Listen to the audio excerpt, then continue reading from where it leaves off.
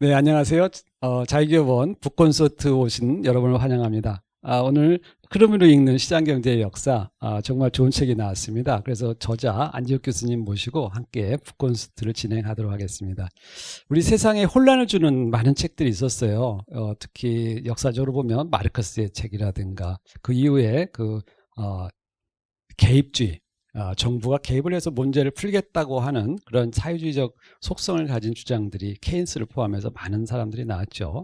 그런데 그런 실패의 역사 속에서도 늘 시장경제가 더 나은 성과를 보였고, 그래서 우리가 시장경제가 무엇이 더 나은 시스템인가를 잘 보여주는 그런 단어인데요. 그 시장경제가 가지고 있는 긍정적인 면, 그리고 시장경제가 풀 수 있는 다양한 해법들을 오늘 같이 논의해 볼 수 있을 것 같습니다. 그래서 이 흐름을 읽는 시장경제 역사이라는 책은 아무래도 그런 대비되는 좋은 책인 것 같아요. 시장을 개입해서 또는 정부가 개입해서 뭔가 누군가가 자기의 의사대로 자유로운 선택을 하는 것이 아니라 다른 사람의 의지에 따라서 또는 정부의 강압에 따라서 통제되는 방식으로 문제를 푸는 것이 아니라 각 개인이 자신의 권리와 선택권을 통해서 문제를 해결하는 것이 얼마나 더 나은 시스템인가를 알려주는 그런 책이기 때문에 그러한 책의 내용을 함께 저자의 강의를 들어보고 또 우리 청년들과 함께 북콘서트를 진행하는 그런 시간을 갖도록 하겠습니다. 오늘 좋은 시간이 될 것 같습니다. 박수로 안지욱 교수님을 환영해 주시기 바랍니다. 안녕하세요. 반갑습니다. 자, 오늘 제가 썼던 이 흐름으로 읽는 시장경제 역사에 대해서 좀 말씀을 드릴 텐데요. 사실 지금 이 250만 년 정도의 그 역사를 한 30분이나 40분 내에 제가 말씀을 드려야 돼요. 그래서 이건 사실은 거의 이제 불가능한 얘기고, 그래서 오늘 제가 여러분들에게 말씀드리고 싶은 것은 그냥 큰 줄기만 좀 말씀을 드리겠습니다. 굵직굵직한 사건을 해서 어떻게 지금 우리가 시장 경제가 생성됐고 발전되어 왔는지 그 굵직굵직한 사건을 중심으로 말씀을 드리겠습니다. 사실 뭐 잘 알다시피 우리가 지금 예전에 비해서는 엄청 잘 살죠. 이렇게 되기까지는 사실 인류 역사는 이렇게 직선으로 온 적이 한 번도 없습니다, 이게. 그래서 항상 이 굴곡이 있었죠. 그래서 우리가 가지고 있었던 여러 가지 부 또는 재산, 자원 이런 것들이 뭐 천재지변이라든가 또는 전쟁 이런 것들로 해서 다시 파괴됐다가 다시 이것이 복구되고 그런 그 굴곡의 역사입니다. 사실 인류 역사라는 것이. 그럼에도 불구하고 우리가 이제 오늘날 사실 문명의 혜택 을 누리고 생활 수준이 엄청나게 발전했는데 그렇게 된 데에는 오늘 여러분들한테 말씀드리고 싶은 바로 이 시장 경제 시스템 때문에 그렇게 됐다고 이렇게 말씀드릴 수 있겠습니다. 자, 먼저 우리가 이 시장 경제 역사를 좀 이해를 하려고 하면은 우리 인류 역사의 그 시대 구문을 좀 이해를 하면 좀 쉽습니다. 그래서 우리가 보면 이제 수렵 채집 시대, 우리가 보통 이것을 이제 구석기 시대 또는 선사 시대, 이 마르크스는 이제 이 시대를 이제 원시 공산사회라고 이렇게 얘기를 했죠. 그래서 이 수렵 채집 시대는 인류가 출현한 것부터 시작해서 1만 년 전까지를 우리가 보통 수렵 채집 시대라고 이렇게 얘기를 합니다. 그래서 인류가 출현한 것이 250만 년이죠. 이제 가장 원 인류를 얘기를 하는 겁니다. 그리고 우리의 조상인 호모 사피엔스 현생 인류죠. 그 현생 인류가 20만 년 전. 그러니까 사실 지금 오늘 제가 말씀드리려고 하는 건 20만 년 전부터 해서 지금까지 이제 역사인데, 그리고 이제 다음이 이제 농경 목축 시대입니다. 그래서 농경 시대가 보통 이제 두 기로 나누는데, 이 농경 목축 시대가 이제 초기 전기 농업 시대고, 이것을 신석기 시대 그리고 선사 시대. 마르크스가 얘기한 원시 공산세가 여기까지입니다. 그것이 이제 1만 년 전부터 해서 5천 년 전까지를 농경 목축 시대라고 하고, 그리고 이제 고대 사회를 들어가는데 이 고대 사회가 바로 이제 후기 농업 시대를 얘기를 하는 거죠. 그게 바로 이제 우리가 잘 알고 있는 농업 문명이 시작한, 우리가 역사를 배울 때 제일 먼저 배우는 데가 바로 이 부분부터죠. 그래서 이집트 문명이라든가 메소포타미아 문명이라든가 여기부터를 얘기를 합니다.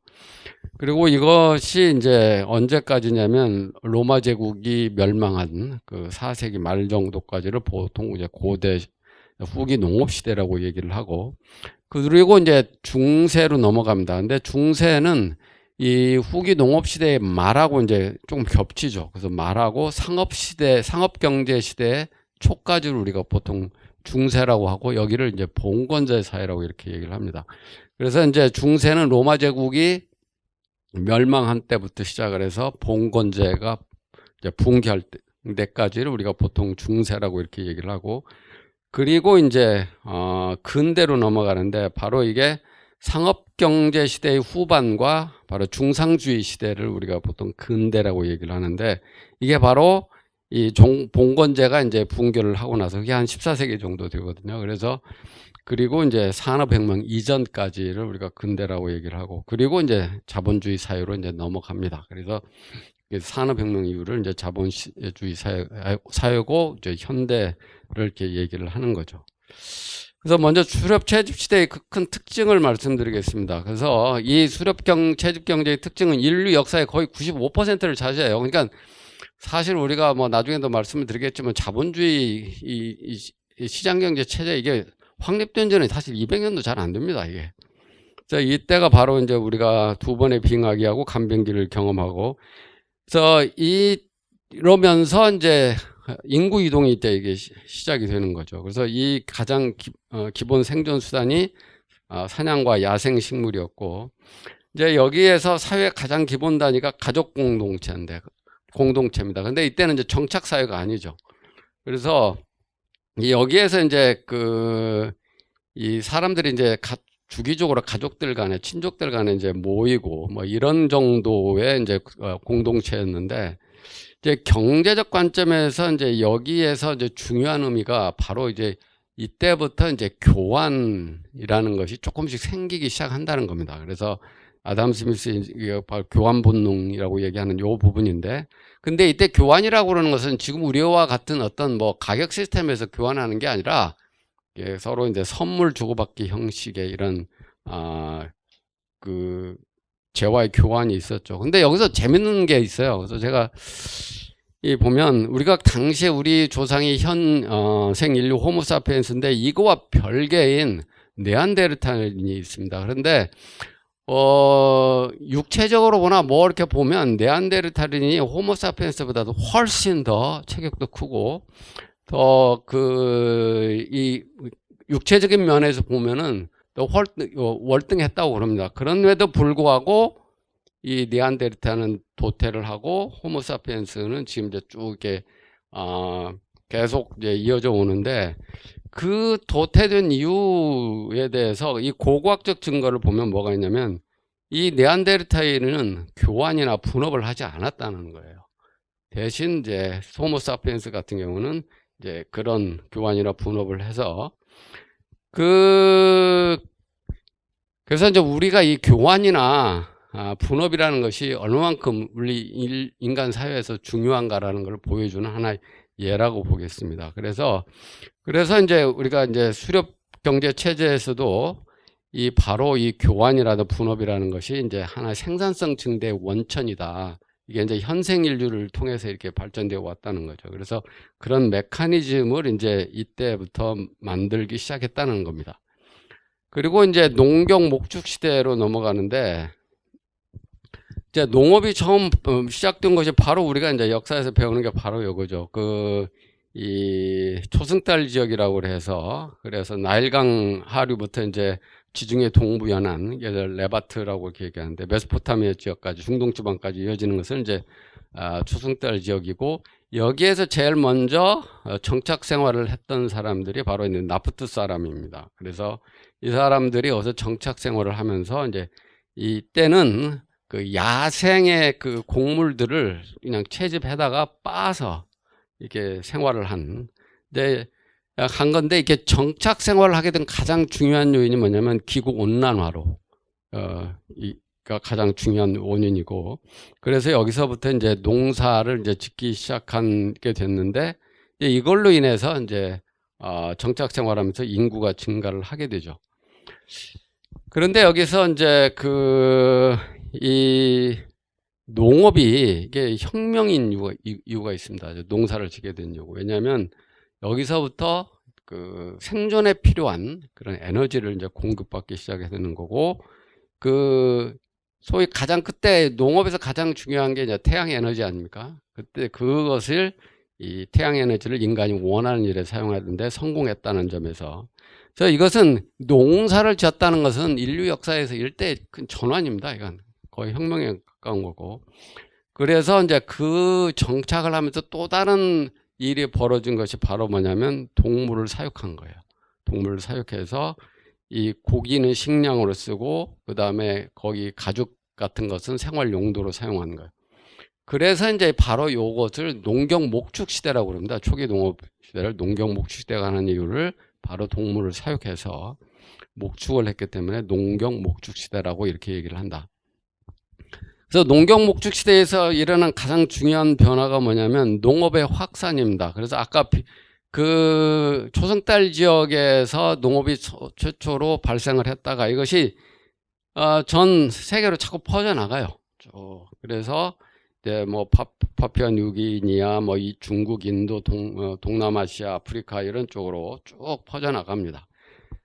유럽 일부 지역까지 퍼져나간 것이 이제 5,000년 전까지고, 그리고 또 이 5,000년 동안 인구가 거의 그 10배 정도를 증가를 합니다. 그래서 이 정착 생활을 하면서, 그리고 농업 기술이 이제 발전을 하게 되는데, 바로 이제 여기서 이 집단 학습을 통해서 이제 그런 어떤 그 기술적 역동성을 인류 역사에 도입한 데가 이제 바로 요 시기고, 그리고 이제 인구가 자꾸 증가를 하니까 이게 서바이벌을 해야 돼요. 그래서 생산성을 증가시켜야 되니까 뭐 신기술 식품종을 개발을 하려고 했고, 그리고 이제 인구가 이제 자꾸 증가하면서 토지와 자원을 술렸다는 이제 분쟁, 전쟁이죠.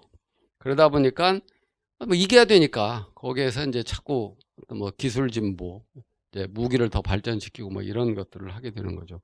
그리고 당시에는 이제 주로 이제 원예 농업이고 이제 화전이 주 농업 기술이었다라고 얘기할 수 있습니다. 그리고 또 한 가지는 바로 이제 그 농업 공동체 촌락의 발단인데, 이제 여기서부터가 이제 조금씩 이 공동체 생활이 본격적으로 시작되면서 중요한 것이 바로 여기입니다. 공동체가 차고 커짐에 따라서 이 해결해야 될 갈등이 많은 거예요. 그래서 여기에서 바로 권력 구조라는 것이 생기게 되는 겁니다. 그래서 거기에 맞는 권력이라든가 위계 질서가 필요하니까 이런 권력 구조가 출현하고, 그리고 이제 농업으로 인해서 잉여 생산 식량이 생기게 되니까 다른 그 역할을 하는 직업들이 생기게 되는 거죠. 그래서 그게 바로 이제 지도자나 성직자, 이제 이런 존재가 가능하게 된 거죠. 그리고 이제 교환이 발달하는데, 아까는 단순히 선물 주고받기 시기였는데 이제는 물물 교환 시대로 이렇게 바뀌어가는 게 바로 요 시대입니다. 그리고 이제 시간이 더 한참 흐른 다음에 무엇이 발전하냐면, 이게 장사꾼들, 이게 보부상이죠.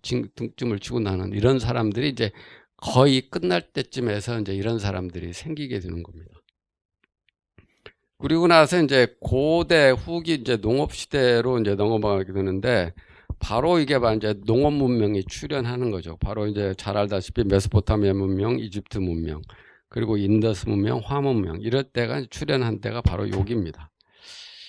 이 농업 문명의 특징은 바로 이제 청동기 시대가 여기서부터 보통 시작을 하죠. 그리고 여기서 도시가 출현하고, 아까 공동체가 조금 더 발전해서 이제 국가가 출현하는데 바로 이제 도시국가죠. 그리고 여러 가지 야금 기술 출현하고 이때부터가 이제 역사 시대라고 하는데 이게 바로 이제 여기서 문자가 이제 출현하게 되는 겁니다. 그래서 수메르의 쐐기 문자, 혈액 문자고 이집트의 상형 문자가 이제 이때 나와서 이제 역사가 기록되기 시작을 하는 겁니다. 그래서 이때부터 역사 시대라고 하고 그 전 시대는 뭐 문자가 없으니까 기록이 안 남았죠. 그래서 선사 시대 이렇게 구분을 합니다. 그래서 농업 문명이 이제 출현할 수 있는 가장 중요한 요인이 이제 이노베이션이에요. 우리가 하면 혁신이죠. 혁신이 일어나는데 바로 농업에서의 이제 혁신이 바로 뭐냐면 2차 상품이 나온 겁니다. 아까는 고기, 가축을 길러서 고기를 먹어 가죽은 그냥 생활용품을 썼는데 이제는 뭐냐면 우유를 짜서 그걸 식용으로 만드는 거예요. 그리고 양모를 가지고 옷감이나 이런 원료로 사용하는 기술, 이런 것들이 이제 이때 나오게 되는 겁니다. 그리고 바로 여기서 이제 또 다른 것이 바로 그냥 단순히 아까 그 전에는 태양에너지를 받아서 그냥 이 천수답식으로 한 거죠. 그런데 이때 이제 에너지 혁명이 나오는 게 바로 동물들, 말이나 소 이런 것들에서 이용해서 이제 밭갈이를 할 수 있는 거. 근데 이것이 바로 농업 생산성을 증대시키고 또 이런 생산물이 많으니까 아까 장사꾼이 생겼다고 그랬죠. 그래서 그런 걸로 인해서 이제 상업이 조금 더 발전하게 되고, 그리고 나서 이제 이것도 또 이제 전쟁의 양상 이런 것도 이제 변화시킨 게 그렇고, 그리고 가장 중요한 게 바로 요겁니다. 관계 시설. 그래서 농경지에 인공적으로 이제 물을 끌어들이는 이런 시설을 만들게 돼서 결국 생산성이 증대하니까 인구가 증가하고 또 촌락수가 증가하게 되고, 그래서 이제 조그만 그 소도시 숫자가 이렇게 증가를 하게 되면서 이제 이런 것들이 시간이 흐르면서 이제 하나의 그 교역망을 구축하게 되죠. 그래서 이제 이런 다시 대도시가 출현하게 되고 이제 이렇게까지 가게 되는 겁니다. 그 다음에 이제 여기서 바로 이제 아까 공동체에서 조금 더 발전을 해서 이제 국가가 출현하는 건데, 이 바로 분쟁을 해결해 주는 지도자가 필요했다는 얘기입니다. 그래서 왜냐하면 구석기 공동체에서는 그냥 사람들이 만나서 해결을 하면 돼요. 그런데 이 촌락 공동체에서는 그럴 수가 단순한 이 만나서 헤어짐으로 해결될 수 있는 문제가 아니에요. 왜냐하면 그 투자한 농토, 뭐 자원 이런 게 있기 때문에 그냥 서로 만나서 그냥 헤어져서 해결될 문제가 아닙니다. 이걸 어떻게든 해결해야 돼요. 이제 그렇게 되다 보니까 자연히 분쟁 해결을 해주는 지도자가 필요하게 된다. 이게 바로 이제 국가 출현하고 이제 정부가 나오게 되는 거죠. 그리고 이제 뭐 자연스럽게 아까 그 성직자이기 때문에 이제 이때는 이 정치하고 종교가 이제 일치하는 그런 체제니까 종교 권력이 이제 부상할 이런 여건이 조성이 되고, 그리고 아까 얘기한 대로 공동체하고 자꾸 커지니까 이제 공공 서비스에 대한 수요 이런 증대, 이제 이런 것들이 나타나게 되는 겁니다. 그래서 이때 국가의 형태는 뭐냐면 곡물징수 효과예요. 곡물징수 국가. 그래서 왜냐하면 국가를 운영하려면 어떻게든지 거기에 재정이 필요하니까 그것을 이제 소위 주민들한테 이제 걷는 거죠. 그래서 노동이나 현물, 화폐 형태로 진수하는데 이때부터 이제 바로 이제 신분제도, 엄격한 신분제도가 나타나기 시작을 합니다. 그래서 그것을 보게 되면 거기서 귀족이냐 소농이냐 뭐 노예냐 이제 그런 것들이 나타나게 됐다는 걸 알 수 있는 것이 바로 이제 함무라비 법전 이렇게 보면 그 노예제도라든가 신분제 내용이 거기에 들어 있습니다. 그래서 그 내용은 바로 거기 있으니까 참고하시면 될 것 같습니다. 그리고 이제 자꾸 이제 영토와 권력이 이제 자꾸 확장하려고 하는 그런 이 생각을 갖게 되겠죠. 그래서 왜냐하면 도시국가들은 이게 이 더 넓은 지역을 점유하고 더 많은 인구를 포함시키는 것이 이제 영향력을 확대하는 거기 때문에 자꾸 이제 자연히 이제 또 전쟁도 전쟁도 많이 일어나게 되고, 그래서 거기에 따라서 이제 무기 개발이 되고, 또 그래서 이제 그런 어떤 지도자의 권력이라든가 이런 힘을 과시하기 위해서 만드는 건축물들이 많이 나옵니다. 그게 바로 대표적인 것이 이제 지구라트고, 그리고 이제 특이할 만한 것이 바로 요겁니다. 통신과 군사물자 수송을 위한 도로 건설, 영마 우편 시스템을 개발했는데 이게 유명한 것이 바로 이제 페르시아의 로열 로드라는 거예요. 이게 거의 그 페르시아와 터키를 잇는 연결망인데 요즘으로 얘기하면 고속도로가 되겠습니다. 그래서 농업 문명 시대에 발생했던 일들을 보면 이노베이션이 더 이제 가속화가 됐는데 그 이유가 뭐냐면 인구가 자꾸 증가하니까 인구합이 생기는 거예요. 그래서 왜냐하면 이때 보면은 인구가 5천만 명에서 거의 이제 2억 5천만 명, 5배가 증가하거든요. 4천년 동안에. 그래서 그렇기 때문에 생산성 증가를 위한 이제 이런 그 혁신이 필요한 거죠.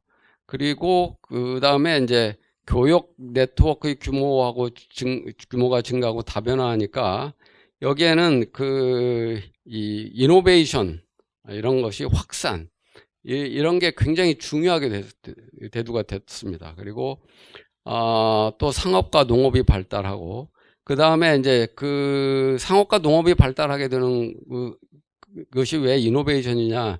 여기에는 그 어떤 특히 상업 같은 경우에는 그 보다 많은 이윤을 얻으려고 하는 것이 가장 기본적인 거기 때문에 자꾸 이제 어떤 이노베이션을 하려고 했던 거고. 그다음 무거운 세금이 왜 이노베이션을 가속화했느냐?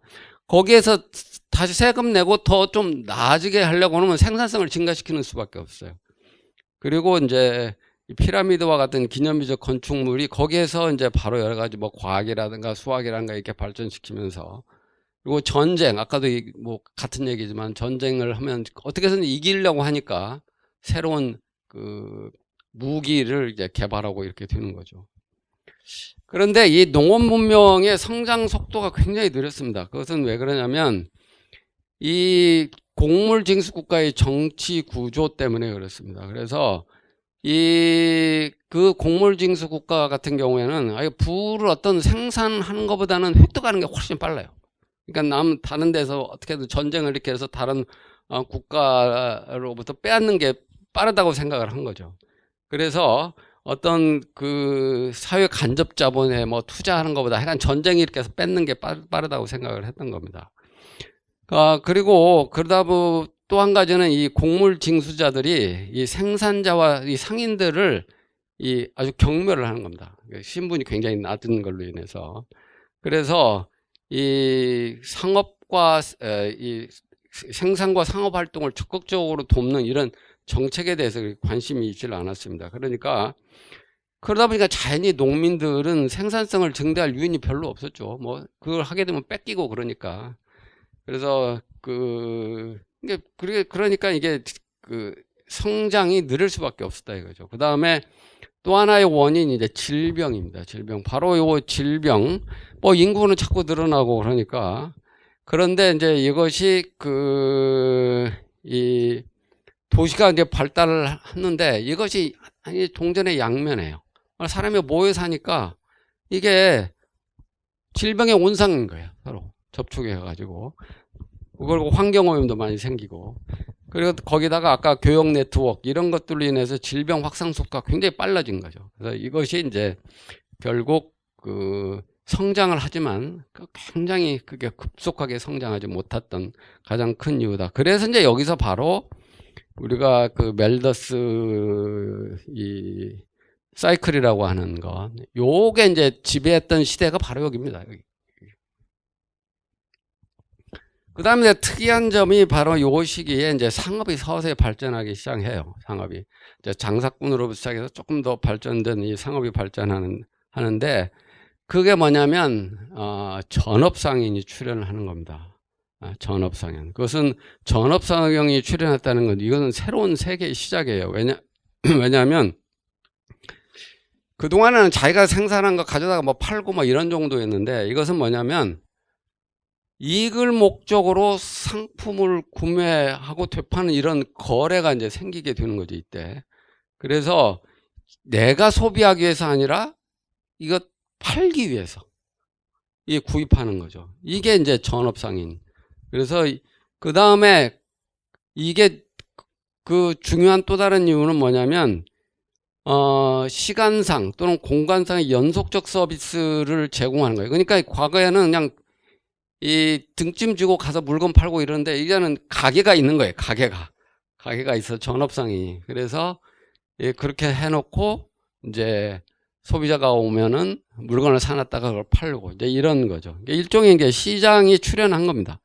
그 다음에 이런 상인이 조금 더 발전한 것이 바로 대상인이 등장을 하게 되죠. 그래서 또 소상인이 이렇게 규모를 자꾸 늘려가면서 대상이 되는 경우도 있는데 대부분은 뭐냐면 이때 곡물징수 국가에서 이 사신으로 가는 사람들, 이런 사람들이 대부분 보면 이게 대상이 됩니다. 무역상인이 되거나 도매상인이 되는 경우가 많다. 그 다음에 이제 여기서 상업경제와 제도가 그 발전을 하는데 바로 이제 상인들이 그 자꾸 늘어나는 거예요. 그러니까 이 상인 집단, 상인 계급이 이제 생기게 되는데 이게 중요한 이유가 바로 이제 상업활동의 가장 근본 원인은 뭐 잘 알다시피 이윤 추구 아닙니까? 그래서 이게 이윤 추구가 매우 이제 개인주의적인 것이고, 그런데 이 그 상인의 활동과 상업경제의 발달에 필요한 것이 이제 자꾸 대두되는 거예요. 그게 바로 뭐냐면 이 장터, 시장의 그 질서를 유지하는 거예요. 질서를 유지하는 거. 그리고 그게 바로 이제 재산권 보호, 계약을 위한 계약의 보호를 위한 법이나 제도. 이제 요게 이제 나중에 이제 조금 더 발전해서 우리가 보통 이제 사유재산권이다 뭐 이렇게 얘기하는 게 이제 이때 이제 자꾸 대두가 되기 하는 겁니다. 그래서 어떤 이 정규 법제도가 보장하는 그 안정성 없이는 이 상업경제 성장이 발달할 수가 없어요. 이게. 그래서 그런데 이 상업경제의 법과 제도가 만들어지기 위해서는 무엇이 중요하냐면 지도자의 상업경제에 대한 이해가 굉장히 중요한 겁니다. 이것이 이런 상업에 대한 이해가 잘 하고 있던 지도자의 그 도시는 발달해요. 발달하는데 그렇지 않은 경우는 발달하지 못하죠. 그 대표적인 나라가 바로 그 지도자가 상업에 대한 또는 무역에 대한 중요성을 잘 알고 있었던 게 어디냐면 바로 이 페니키아와 그리스가 되겠습니다. 그래서 페니키아하고 그리스가 이제 발달을 하게 되죠. 이 부분은 나중에 가서 굉장히 중요한 의미를 가져요. 근데 결국에 이제 도시 국가가 이제 몰락을 하죠. 그래서 페니키아와 그리스 국가가 결국 이 마케도니아에 이제 정복당하고 이제 종말을 맞는데 여기에는 이제 두 가지 원인이 있어요. 내부적 요인과 외부적 요인이 있는데 바로 이제 어느 시점에 가면 이제 혁신이 더 이상 이루어지지 않습니다. 그래서 정체 국면에 자꾸 들어서게 돼도 경제가 활력을 잃게 되는데 그리고 나서 또 그 상의 그 도시국가들 간에 이 전쟁이 생기는 거예요. 그 대표적으로 이제 폰네소스 전쟁이 바로 그 대표적인 케이스가 되겠습니다. 그러다 보니까 이런 소모적인 전쟁으로 인해서 이 상업활동의 활력이 자꾸 떨어져 나가는 거예요. 그러니까 상업경제가 쇠퇴하고 그 다음에 외부적인 요인은 뭐냐면 이 상업이 발달하면 상업경제가 아닌 다른 나라도 이게 이익을 보는 거예요. 거기도 발달을 하게 됩니다. 그게 바로 이제 페르시아하고 마케도니아인데 그래서 바로 이런 그 나라도 자기 나름대로 특산품이라는 게 있잖아요. 그럼 그걸 수출해서 부를 쌓아요. 그거 가지고 결국 자기 군사력을 일으켜서 바로 그리스 페니키아 뭐 그리스 이런 것을 침략을 해서 결국에 이제 이 몰락을 하게 되죠. 그래서 그리스는 페르시아 침략은 뭐 여러분 잘 알 거예요. 그리스와 페르시아의 전쟁 간에. 그래서 그리스가 거기서는 이겨요. 그런데 결국 알렉산더 대왕, 마케도니아의 알렉산더 대왕한테는 결국 항복을 하고 말죠. 그래서 이제 그 다음에 그 알렉산더 대왕이 만들어낸 세계가 바로 이 헬레니즘 세계가 되겠습니다. 그래서 이 알렉산더가 이 동지중해와 오리엔트 세계 이것을 이제 하나의 그 통일적 세계로 만드는 것을 헬레니즘 세계인데 이 헬레니즘이라는 건 원래는 이 그리스를 얘기를 해요. 그리스인들은 자기를 헬레니언이라고 이렇게 얘기를 했었죠. 그래서 이 헬레니즘 세계에서 상업 경제가 더욱 이제 확대가 되고 이 헬레니즘 국가 중에서 상공업과 무역이 발달해서 가장 번영을 이루었던 데가 바로 이 이집트 왕국, 거기에 군림했던 프톨레마이오스 왕조가 되겠습니다. 그리고 나서 이제 결국에 등장하는 게 이제 로마 제국이 등장을 하죠. 그래서 헬레니즘 시대 뒤이어서 결국 이제 로마가 등장을 하게 됩니다. 근데 이 그 로마의 특징이 이 공화제를 유지했다는 게 상당히 그 특징이에요. 다른 곡물 징수국과는 달리. 그래서 이건 그래서 공화제를 유지하고 입헌주의 전통을 가진 이런 국가였다는 것이 다른 그 곡물 징수국가하고는 좀 다른 점입니다. 그리고 그 우리 인류 역사에서 로마가 끼친 가장 큰 영향 중에 하나가 바로 이 법률 체계입니다. 그래서 로마의 법전인데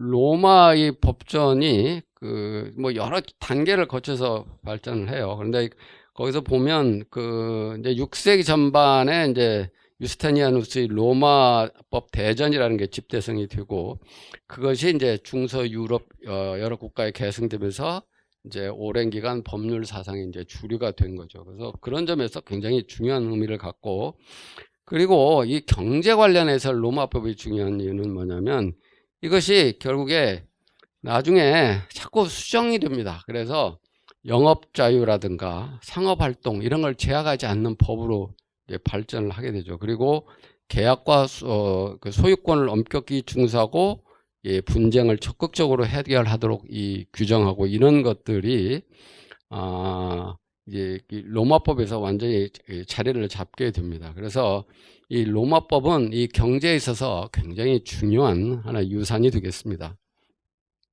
그리고 더 중요한 게 바로 이제 팍스 로마나입니다. 이게 이제 경제 발전에서 로마가 이룩한 가장 커다란 업적이라고 볼 수 있는데, 그게 바로 이 지중해 연안에 걸친 장기간에 걸친 평화와 질서예요. 그러니까 이때 그래서 그 전에 뭐 존재했던 해적 활동이나 약탈 활동이 거의 사라지게 되는 겁니다. 그러다 보니까 아주 상업이 발달하기 아주 좋은 여건이 된 거죠. 그리고 이제 로마 도로는 전략적 목적을 위해서 건설을 했었어요. 그런데 이것이 이제 결국 통신이라든가 상품들이 운송하는데 이제 굉장히 큰 역할을 하게 되죠. 그런데 이런 로마 제국도 결국에 이제 몰락을 하게 됩니다. 그래서 거기에 이제 게르만 민족이 북쪽으로부터 이동을 하게 되고, 또 지역적으로 노동이 부족하게 되고, 또 뭐 나중에는 이제 인플레이션 문제 이런 것들로 인해서 결국에 그 경제가 몰락을 하게 되는 거죠. 그러면서 거기에 따라서 이제 로마 제국이 몰락을 하게 되는데, 그 가장 이 영향 중에 하나가 바로 요 조세 부담입니다. 그래서 특히 조세는 이 귀족들한테는 면제가 된 거예요. 대토지를 소유했던 귀족들은 면제가 되고, 그 부담은 전부 평민들한테 간 겁니다. 그러니까 이 사람들이 자꾸 거기를 떠나요. 일을 안 하려고 그래요. 워낙 과세가 심하니까. 그래서 결국 자꾸 대영주의 보호 속에 자꾸 들어가게 되니까. 그 다음에 면세 영제는 당연히 이제 확대가 되죠. 그 생산성이 떨어질 수밖에 없어요. 그 정부의 조세 수입도 뭐 줄어들 수밖에 없는 거고. 그리고 그러다 보니까 재정 적자가 생길 수밖에 없습니다. 그러니까 이 문제를 어떻게 해결하느냐? 그걸 돈 풀어가지고 주화의 가치를 계속 지속적으로 떨어뜨리면서, 그러다 보니까 인플레이션이 결국 심해지게 된 거죠. 근데 인플레이션 문제가 심해지니까 결국 뭐 그때 그 디오클레티아누스 황제가 결국 그 임금과 물가 통제 이것을 이제 하려고 했는데, 이거 오히려 더 악화가 된 거죠. 근데 이게 보면 요새도 아주 비슷하잖아요. 인플레이션 나면 결국 또 물가 통제하고 임금 통제로 들어가는 거예요. 이게 뭐 역사를 보면 이게 완전히 그 과거 그런 역사가 있음에도 불구하고 현대에서도 이런 일이 벌어지는 거 보면 참 재밌습니다. 그리고 이제 자꾸 인구가 감소하게 되고, 그리고 그러다 보니까 원시적 생계 유지 경제 상태로 자꾸 되돌아갔죠. 그러다 보니까 도시가 황폐돼 갖고, 그러다가 결국 4세기 말엽에 이제 몰락을 하게 된다. 그런데 요 가장 근본 원인이 있어요. 고대 경제 수퇴의 가장 근본 원인이. 앞에도 뭐 그런 것도 있지만 그게 말하면 기술적 창조성의 부재입니다. 기술적 창조성의 부재. 왜 그러냐면 우리가 지금 보면 이 그리스에서 로마에 이르기까지 그 고대 문명은 정말 문화적으로 엄청나게 번영을 했고 이것이 사실 유럽사의 근간입니다. 이게. 그래서 그 고전적 예술, 문학, 철학, 수학 그리고 과학 분야에서 엄청나게 발전한 데가 바로 이 로마식이에요. 그리고 그런데 이것이 기술로 연결이 안 되는 거예요. 기술이. 특히 재밌는 게 뭐냐면 증기기관차가 우리가 산업혁명 이후에 나오잖아요. 근데 사실 증기기관차의 원래는 이 로마 시대 때 있습니다. 그래서 이게 그냥 어떤 장난감이나 장치들을 사용하는 데만 이용됐지 이것이 어떻게 되냐면 어떤 생산으로 사용하는데 이게 사용되지가 못하는 거예요. 우리가 또 이 로마의 그 과학이라는 공학적 이 얼마만큼 발달되어 있는지를 알 수 있는 것이 도로나 수교, 그 건물 이런 것들을 보면 알 수가 있잖아요. 그런데 이 노동 전략형 기계 이런 것들이 안 만들어졌다는 거예요. 증기 그때를 잘 이용했으면 이런 게 충분히 발달할 수 있었다는 거예요. 근데 그게 안 되는 거예요. 그 이유가 뭐냐? 바로 이제 신분제도예요. 노예제도 때문에. 왜냐하면 노동을 하는 것을 굉장히 천하게 해서 우리 뭐 조선시대랑 비슷한 거죠. 그러니까 이 소시 특권층은 예술과 과학 뭐 이런 것들에만 주력을 하는 거예요. 그래서 있으면 쓰게 되는 거고 낭비를 하게 되는 거. 우리 조선시대 양반하고 똑같습니다. 예. 그리고 생산은 노예나 뭐 그 농노들한테 이렇게 맡겨버렸죠. 그러다 보니까 결국 어떻게 되겠습니까? 예술과 문학에서는 정말 그 걸작들이 많잖아요. 그런데 생산성을 향상시키는 기술을 개발할 수 없었다 이거죠. 그래서 바로 이것이 그 생산성이 증가하지 못한 것에 대해서 로마가 멸망했던 가장 근본적인 원인이 되겠습니다.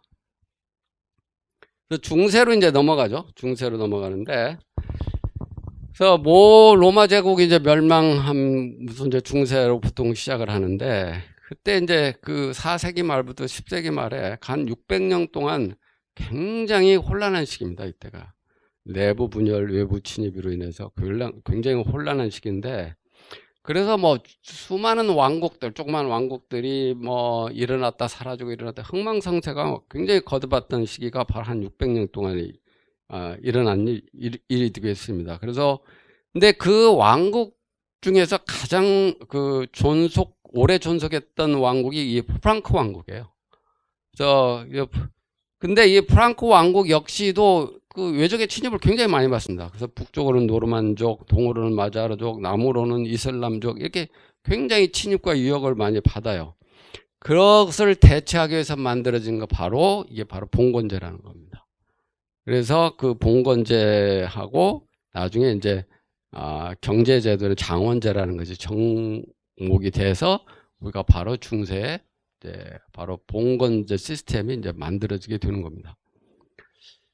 그래서 로마 붕괴 후에 중세 경제를 이렇게 보게 되면 이게 바로 이 로마가 붕괴되면서 결국 그 시장 경제도 결국 붕괴가 됩니다.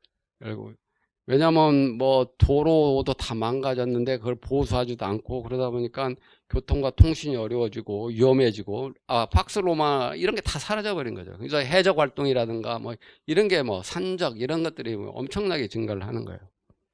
그러니까 이런 환경 때문에 사람들이 거래를 잘 안 해요. 그래서 차라리 그럼 어디로 가느냐 그냥 그 영주에 있는 그 장원으로 들어가서 사는 게 훨씬 편하다 이거죠. 그래서 결국 자급자족 체제로 거의 회귀하다시피 하는 겁니다.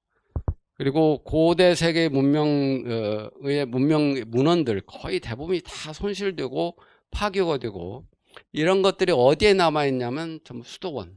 그래서 그 지식들이 계속 유지되는 건 성직자들밖에 없습니다. 그래서 그래서 결국에 나중에 이제 이것이 뭐 경직적인 신분제도, 미신이 나오고 전통이나 이런 관습, 그리고 이런 이제 고립, 그러니까 사람들의 삶이 굉장히 고단해진 거예요. 그래서 요 시기를 보통 500년부터 1300년까지 8세기에 해당하는 이 봉건제 시기를 역사가들은 이제 암흑시대 이렇게 얘기를 하는데, 사실은 이것은 봉건제 이 중세에 대한 어떤 조금 폄하적인 발언이 있습니다. 이것은 누가 이렇게 암흑시대라고 얘기를 하냐면, 르네상스를 주도한 사람들이 자기들의 업적을 좀 돋보이게 하기 위해서 바로 선조들의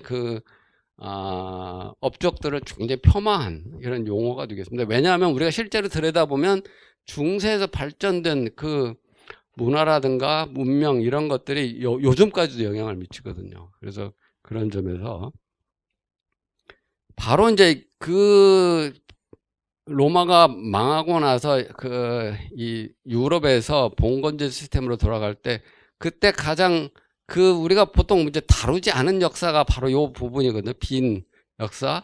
근데 요새는 조금씩 나오긴 하는데 바로 이게 이슬람 출현입니다. 근데 그래서 우리가 이슬람 역사, 이슬람 문명을 이 얘기를 하질 않으면 유럽 역사라든가 세계 역사가 잘 이게 연결이 안 돼요. 그래서 이 모슬 이슬람이 아라비아, 페르시아 제국, 북아프리카, 스페인까지의 정복을 하죠. 그런데 이것이 막힌 게 어디냐면 프랑크 왕국, 732년에 프랑크 왕국의 칼 마르텔에 의해서 저지당해서 거기서 이제 스탑이 되게 되는 겁니다. 그래서 거기에서 이제 이제 바로 이슬람 지역에서 바로 위대한 문명이 세워지게 되는 거죠. 그래서 아까 얘기했던 알렉산더 대왕이 창출한 헬레니즘 문화하고 이제 페르시아 문화가 이제 합쳐져서 이슬람 문명이 이제 나오게 되는데, 이게 왜 중요하냐면 그리스에 있던 플라톤이라는 아리스토텔레스 이런 문헌들이 전부 아랍어로 번역을 내서 그때 나왔다가 나중에 이게 다시 서유럽으로 이 문헌들이 아랍어로 됐던 문헌들이 유럽으로 다시 가서 그게 다시 라틴어로 번역이 된 거예요. 요 문헌들을 여기서 가지고 있었던 거죠, 여기가. 그래서 이슬람이 끼친 영향을 간단히 보면, 그래서 이슬람 황금 시대가 바로 이제 아바스 왕조인데, 아까 750년부터 이제 1258년까지입니다. 바로 이제 그때 이제 중심지가 이제 바그다드인데, 그걸 중심으로 해서 인도양, 유라시아, 남중해까지 경제 활동을 확대해서 바로 이때가 이제 아시아태 항해 시대가 열립니다. 그리고 이름으로 해서 상업이 굉장히 발달했는데, 여기서 중요한 점이 뭐냐면 어음이에요. 이때 이제 이 이슬람 모슬림들이 이 어음을 처음 사용합니다. 그래서 나중에 이것이 이제 이탈리아, 영국 이런 식으로 전해져서 이제 은행권 집회가 이제 등장하는데 영향을 주게 되죠. 그 다음에 더 중요한 거 있습니다. 이게 바로 이제 아라비아 숫자의 십진법인데, 이 십진법 그 전에는 전부 로마자로 쓴 거예요. 여러분 아마 로마자 보면 알겠지만 이게 굉장히 복잡하거든요. 그래서 이게 쓰게 되면 붙여 쓰면 이게 얼마인지 정확하게 몰라요. 그래서 이게 정부 기록이 전부 이게 오류가 많아요. 오류가 많습니다. 이제 그런 것을 아라비아 숫자로 이렇게 하다 보면 굉장히 간단하죠. 분명해지고. 그래서 그런 점에 있어서 장부가 거래 내역이 아주 분명해지고, 이게 시중에 얘기하면 거래에 있어서 또는 경영에 있어서 불확실성을 상당히 제거했다는 걸 우리가 알 수가 있습니다. 그래서 상업 발전에 굉장히 크게 기여를 한 점. 그리고 이걸 바탕으로 해서 뭐 다른 것도 있지만 이 복식부기가 발달하게 시킨 이것도 바로 십진법이 되겠습니다. 바로 이제 중세시대에서 이제 변화가 시작된 것이 바로 프랑크 왕국의 두 번째 왕조인 카롤링거 왕조가 들어서면서 이제 변화가 시작되는데, 여기서 바로 이제 나중에 프랑크 왕국이 동프랑, 서프랑, 중프랑 이런 것이 분해돼요. 그래서 지금 유럽에서 이렇게 이 단일 지배가 사라지게 된 것이 바로 이제 여기입니다. 그래서 수많은 국가가 이제 생기게 된 시점이 바로 여기게 되고, 그래서 유럽이 뭐 중앙집권하고 결정권 이런 것이 상당히 분산됐던 거죠. 그 근원이 바로 여기가 되겠습니다. 그래서 농업상에 이제 혁신이 생긴 것이 바로 이제 삼포제도라든가, 그 다음에 유륜쟁기와 말을 끄는 도구가 개량이 된 게 바로 이 시점이고, 기독교가 서유럽의 주종교가 된 것도 바로 이 시대고, 그 다음에 노예가 상당히 사라집니다. 그리고 노동을 중시하는 새로운 경향이 생겨난 것도 바로 이제 요거고, 그리고 이제 중세에 가장 영향을 미친 것은 바로 이제 십자군 전쟁이죠. 그래서 바로 거의 한 200년 동안에 벌어졌던 십자군 전쟁이 되겠습니다. 그래서 십자군 전쟁이 뭐냐면 바로 이제 기독교 쪽에서 이제 결국 진 거죠. 그러니까 교황의 권위가 떨어지게 된 겁니다. 그리고 나서 또 십자군 원정에 적극적으로 참여했던 그 제후 기사 이런 봉건 세력이 몰락을 하게 되고, 그러다 그 틈을 해서 들어오게 된 게 바로 이 국왕의 권력입니다. 그 전까지는 국왕은 거의 뭐 종이 호랑이 정도였었죠. 그래서 대부분의 영주들이 그 권력을 잡고 있었는데, 그것이 원하면서 이제 국왕이 권력이 강화되면서 중앙집권제가 수립되는 그런 그 계기가 됐고, 결국에 그러면서 중요한 건 뭐냐면 이 십자군 전쟁을 통해서 유럽인들이 그러니까 이슬람 세계를 본 거잖아요. 그러니까 그 다른 세계가 있다는 걸 아는 거예요. 다른 세계가. 그래서 이제 바로 이것이 이 서유럽 문화에 엄청난, 그래서 비잔틴 문화와 이슬람 문화가 이 서유럽 문화에 영향을 줘서 그게 결국에 뭐하고 연결이 되냐면 결국 르네상스의 바탕이 되게 되는 겁니다. 그래서 이제 그러면서 이제 그러니까 봉건제가 이제 몰락을 하죠. 몰락을 하면서 이제 다시 이제 도시가 성장을 하고 상업이 발달하는데, 거기에 도시가 가장 빨리 발달한 것이 바로 이탈리아입니다. 왜냐하면 이탈리아가 발달했던 이유가 바로 십자군 원정 때 그 물품 수송했던 데가 이탈리아의 항구들이에요. 그러다 보니까 거기서 자연스럽게 이 도시가 가장 빨리 발달했다. 그리고 이제 그것이 조금 더 발달을 해서 도시국가 체제가 부활을 하게 되고, 여기에서 바로 이제 소위 자유상인들, 자유민들이 나오게 됩니다. 그래서 이 사람들이 조금 더 이 조직을 강화한 것이 바로 이 도시정부인데, 그래서 이거 어느 정도 셌냐면 나중에는 이 자치권을 획득하기 위해서 이 뭐 왕하고도 싸우고 이래요. 그래서 대표적인 것이 바로 이제 밀라노인데, 그리고 이제 롬바디아의 도시국가들 연합군 같은 경우에는 신성 로마 제국의 프리드리 1세의 바르바로사 황제의 군대와 싸워서 이기기까지 뭐 이런 정도까지 되는 거죠. 그래서 바로 요곳에 가장 유명한 것, 우리가 이제 친숙한 것이 바로 이제 한자 동맹이 되겠습니다. 그리고 나서 이제 이 상업이 발전하면서 여기서 발전하는 게 바로 이제 원격지 이제 무역의 부활인데, 이 십자군 원장이 그 총매가 되고, 그리고 이 십자군 원장이 끝나는 점에 또 뭐가 있냐면 바로 이게 원나라 몽골 제국이 등장하는 거죠. 그래서 이때 바로 우리가 잘 알고 있는 이 마르코폴로의 동방견문록이 이때 나오는 겁니다. 그래서 이때 가장 이 국제시장으로 부상했던 곳이 쌍파뉴입니다. 쌍파뉴.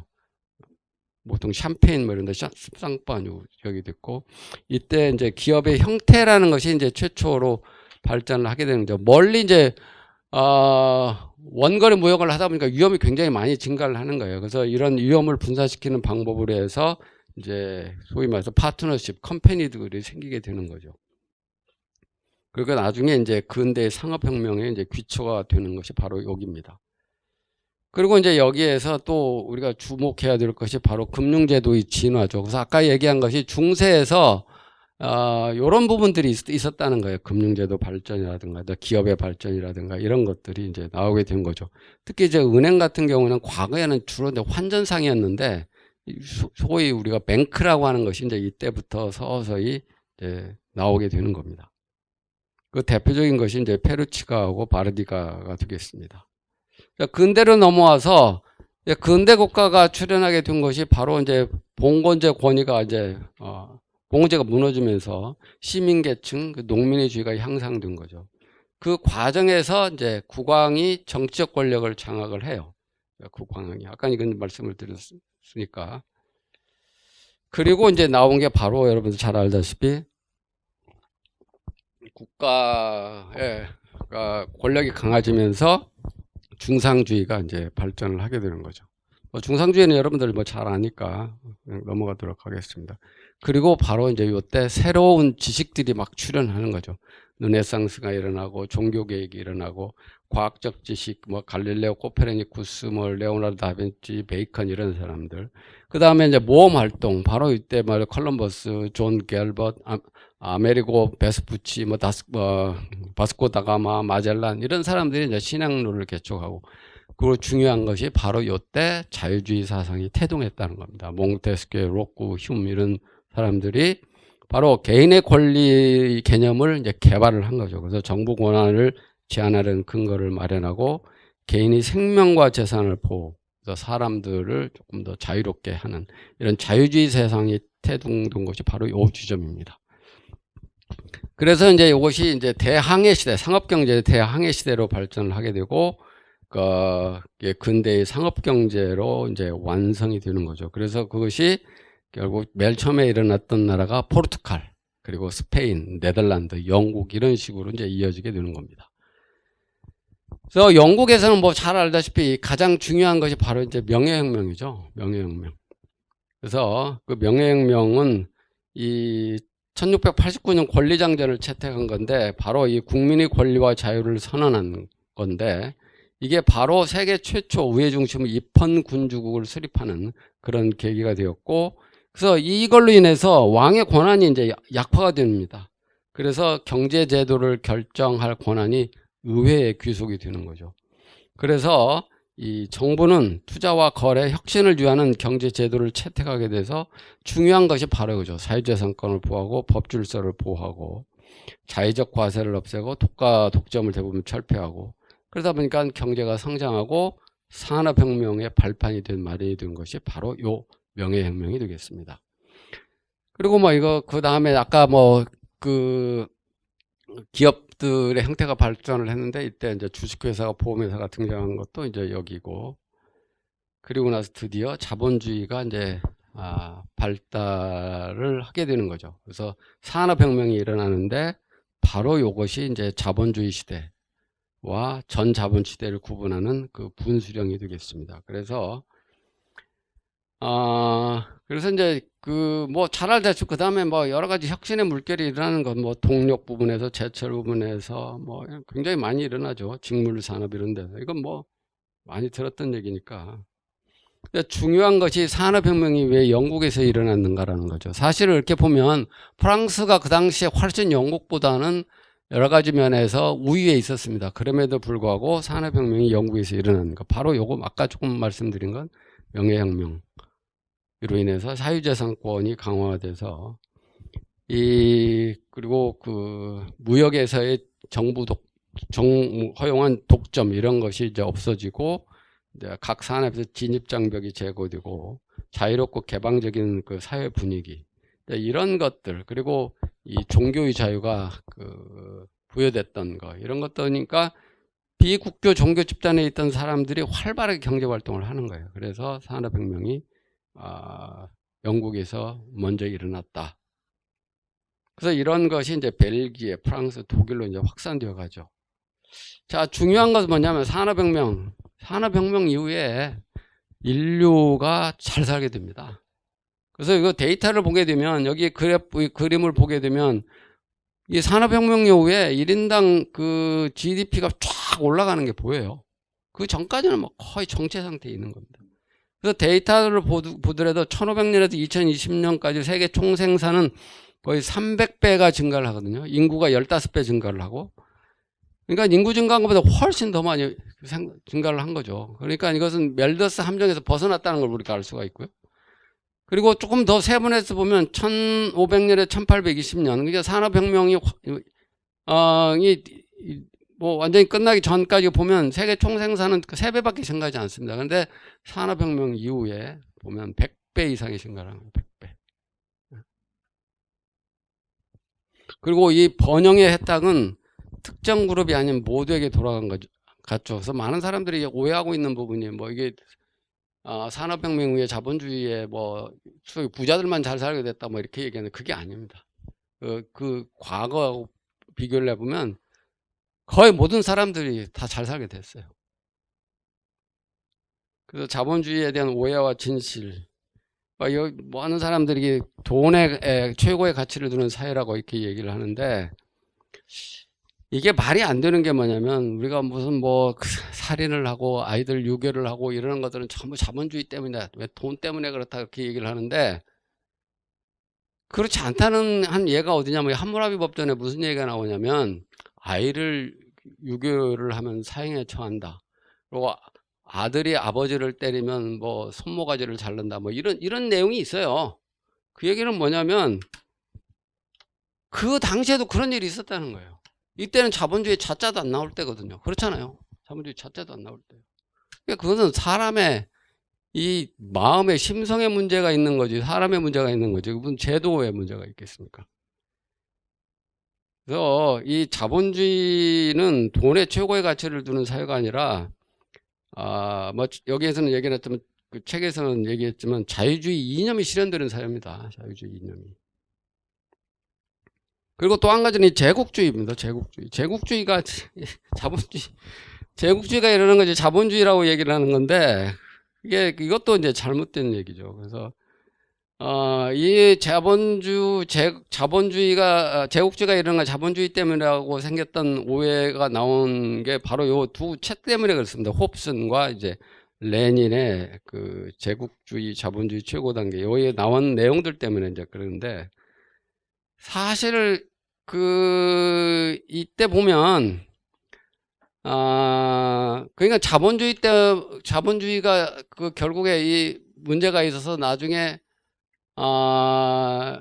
그 자본가의 이익을 위해서 다른 나라에 가서 침략을 해서 그걸 뭐 식민지로 만들고 이런 얘기거든요. 그런데 그 내용이 그 얘기가 안 되는 게 영국에 가장 많은 해외 투자한 것이 해외 투자의 50% 이상이 독립국가 자치령이고 그리고 프랑스 식민지에 대한 투자는 해외 투자의 10%밖에 안 됩니다. 그리고 러시아에 대한 투자가 해외 투자의 25%고 그리고 독일은 식민지에 대한 투자가 매우 미미했어요. 그리고 러시아, 이탈리아, 스페인, 포르투갈, 일본, 미국 이런 것들 이 나라들은 순채무국입니다. 그러니까 제국주의가 자본주의라고 한다고 하면 식민지에다 엄청나게 투자를 했어야 되는데 그게 아니에요. 실제 데이터가 그렇다는 겁니다. 그 내용이 바로 요 책에 있는 건데 Economic History of the World라는 요 책에 자세히 나와 있습니다. 그런데 우리가 제국주의라고 하면 벌써 로마 제국, 알렉산더, 고대 중국, 잉카 제국 이때는 자본주의와 아무 상관이 없을 때잖아요. 그래서 17세기와 18세기 제국 요 영국, 네덜란드, 프랑스, 스페인은 자본주의 시대가 아니고 이때는 중상주의 시대입니다. 중상주의 시대. 그리고 제국주의의 가장 근본적인 원인은 바로 이제 마르크 사상하고 이제 리스트 사상이 이제 겹쳐갖고 이제 나온 거죠. 바로 이것이 이제 경제적 국수주의로 발전하게 되는데 그게 바로 이제 독일, 프랑스, 영국. 결국 나중에 이제 요것 때문에 1차 세계대전이 벌어지게 되는 거죠. 그래서 자본주의가 직면한 지금 발달하게 왔는데 앞으로 자본주의가 직면한 문제가 뭐냐면 포퓰리즘입니다. 뭐 잘 알다시피. 왜냐하면 지금 현재 의회 민주주의를 채택을 하고 있기 때문에 결국 이익 집단들에 의해서 이 정권이 만들어지고 그러면 자기가 그 정치인들이라든가 정권을 유지하려고 하는 사람들은 그 이익 집단들에게 그 특혜를 자꾸 주는 거죠. 그런 것들이 이제 결국 포퓰리즘으로 돼서 결국 이 자본주의 시장 경제가 제대로 발전하지 못하는 그런 문제를 이야기를 하고 있고 그리고 이제 정실주의입니다. 근데 이것도 왜 그러냐면 많은 사람들이 정신주의를 자본주의 때문에 정신주의라고 하는데 이건 자본주의의 적입니다. 오히려 정신주의는. 뭐 잘 알다시피 정신주의라는 건 학연지연 혈연에서 움직이는 거거든요. 근데 시장 경제에서는 그럴 수가 없어요. 그럴 수가. 왜냐하면 기업이 학연지연 혈연에서 움직이면 그 기업 망해버립니다. 망해버려요. 그래서 이 정실주의가 나타나는 것은 정보 권력이 강하기 때문에 그렇습니다. 크기 때문에. 그래서 그 정신주의가 또 나타나게 되는 그걸로 인해서 나타나는 것이 이제 부익부 빈익빈이고, 왜냐하면 서로 학연지연 혈연에서 움직이니까 끼리끼리 해먹는 거죠. 시장 경제에서는 부익부 빈익빈이 나타날 수가 없어요. 물론 소득 불평등은 나타납니다. 그러나 부익부 빈익빈은 아니다. 오히려 부익부 빈익빈은 제한된 경제 시스템이라든가 이런 데서 나타나게 되는 거죠. 자, 끝으로 여러분들에게 말씀드리고 싶은 것은, 이제 이렇게 얘기를 하면 시장 경제가 완벽하냐 그렇게 얘기를 하는데, 시장 경제는 완벽하지 않습니다. 자본주의 시장 경제는 완벽한 게 아니에요. 그냥 가장 덜 나쁜 제도예요. 가장 덜 나쁜 제도. 그리고 그럼에도 불구하고 우리가 자본주의 시장 경제로 체제로 간 나라들은 모두 번영과 풍요를 누립니다. 근데 그 반대 방향으로 간 나라들 다 몰락하거나 공경을 겪죠. 그 대표적인 것이 사회주의 국가, 복지지향적인 국가. 그것은 우리 역사에도 나타나요. 이게 보면, 이 데이터를 보게 보면 여러분 알겠지만, 우리 조선시대에 비해서 결국 우리가 대한민국 수립되고 서부터 잘 살게 되는데, 그 시발점이 어떻게 되냐면 이승만 대통령 때문에. 왜? 사유재산권을 확보한 거. 그리고 그것을 조금 더 발전시킨 거, 사유재산권을 확장시키고 시장경제 시스템을 조금 더 발전시킨 게 박정희 정부 때입니다. 그리고 결국에 나중에 이제 그 시스템에 어떤 한계가 오게 되죠. 박정희 정부 시대 말에 가서. 그래서 거기서 만약에 멈춰버렸다고 한다면 우리 경제가 여기까지는 안 옵니다. 그런데 전두환 정부가 들어와서 조금 더 자유화시키죠. 이게 경제가 팍 뛰잖아요. 그리고 나중에 이제 노태우 정부 때 들어가면서 여러 가지 이 정부 권력이 더 강해지고 갈수록 강해져요. 그러니까 경제가 자꾸 이렇게, 다시 말하면 시장 경제에 자꾸 멀어져 가는 거예요. 자꾸 가까이 갔다가 멀어져 가는 거예요. 가까이 갈 때는 경제가 막 올라가다가 성장하고 발전하다가 자꾸 쇠퇴하는 거죠. 그건 우리가 지난 정부에서 하여간 피부로 그냥 느꼈던 거 아닙니까, 이건? 그래서 마지막으로 우리가 대한민국의 번역을 위해서는 어떻게 해야 되느냐. 결국 그 시장경제 원리에 맞도록 정부 정책이 수립돼야 되고 추진돼야 되고, 그 다음에 지금 제가 여러분께 쭉 역사를 말씀드렸지만, 결국 상업 발전하고 경제가 성장한 것은 정치 지도자가 상업에 대한 이것을 어떻게 하느냐에 따라서 그 도시국가라든가 그 국가가 이렇게 발전했거든요. 마찬가지예요. 정부를 이끄는 국가 지도자는 이 자본주의 시장경제에 대한 확고한 신념을 가지고 있어야 됩니다. 그리고 그 포퓰리즘 정책의 유혹에 휘둘리지 않아야 되고, 그래서 결국에 이제 우리가 이런 자유경쟁을 방해하고 이런 제조들, 규제들을 완화해서 정부의 시장 개입을 줄여야만 우리가 기업과 국민들의 자유로운 경제 활동이 활발해져서 국가가, 대한민국이 이제 지속적으로 발전할 수 있다. 이렇게 얘기할 수 있겠습니다. 자, 한 몇십만 년 얘기를 거의 한 1시간 정도에 걸쳐서 얘기를 한 것 같습니다. 자, 주막 간상식으로 얘기를 했는데, 자, 오늘 제 말씀은 여기까지 하도록 하겠습니다. 자, 수고했습니다. 첫 번째 질문인데요. 좀 원론적인 것 같습니다. 무엇이 시장 경제를 발전시켰는지에 대해서 궁금해가지고 여쭤보고 싶습니다. 네, 아까도 전체적으로 얘기를 했지만, 그 역사의 전체적으로 흐름을 이렇게 쭉 보게 되면, 결국 자유예요. 국민들이 얼마만큼 자유롭게 활동하느냐, 그것이 가장 중요한 것 같습니다. 그래서 우리가 중간중간 우리가 많은, 제가 중간중간에 이 고대부터 시작을 해서 이 현대까지 쭉 뭐 여러 가지 얘기를 했는데 그때 보면 하여간 자유로운 사회가 결국 경제 활동이 활발했고 결국 그것이 국민들을 잘 살게 만들었다. 이제 그것이 이제 결국 시장경제 시스템으로 이제 확립이 된 것이 결국 산업혁명 이후인데 그러면 그때 그게 가장 중요한 게 뭐냐? 자유를 만들어주는 게 뭐냐면 사유재산권이에요. 사람들이 자기 재산이 있어야 열심히 일을 하게 되고 그리고 보다 중요한 건 사유재산권이 중요한 이유가 있습니다. 왜냐하면 내가 재산이 있다는 것은 그걸 내 마음대로 쓸 수 있는 권리거든요. 그게 자유예요. 그래야 남한테 속박이 안 받습니다. 그렇지 않고 내가 쓸 수 있는 재산이 없다고 한다면 또는 자원이 없다고 한다면 뭐 가장 쉽게 얘기하면 내 노동이라고 볼 수가 있어요. 내 노동이 내가 마음대로 내 몸을 움직여서 번 것을 내 마음대로 쓸 수 있게 해야 하는 건데 그렇지 않은 것은 그렇지 않게 한다는 건 누구한테 속박된다는 얘기거든요. 그러다 보니까 이 시장 경제의 가장 중요한 요인은 발전시키는 데 가장 중요한 요인은 사유재산권. 결국 그것이 자유하고 연결이 되는 얘기고, 그 다음에 조금 더 나아가면, 그 다음에 이제 경쟁 시스템을 만들어주는 것. 이제 요것이 가장 중요하다고 생각이 듭니다. 네, 교수님 오늘 기원전 250만 년 전부터 무려 현재 시대까지 이 역사, 시장 경제의 역사를 책으로 엮어주셨는데 사실 굉장히 경제적이지 못한 학술이었다라고 생각을 하면 한 10권 정도의 책을 쓰실 수 있는 분량인데 한 권으로 오늘 정리를 해주셔가지고 독자들 입장에서는 아주 편하고 고마운 내용이지만 교수님 입장에서는 너무 고생하신 것 같고요. 방금 이제 사유재산 말씀을 해주셨잖아요. 사실 시장 경제의 핵심 중에 하나가 사유재산이라고 보는데 그래서 어떤 사유재산이 왔을 때 사유재산 제도가 확립이 됐을 때 동시에 민주주의도 발전하는 경우가 많이 있었다라고 이제 생각을 합니다.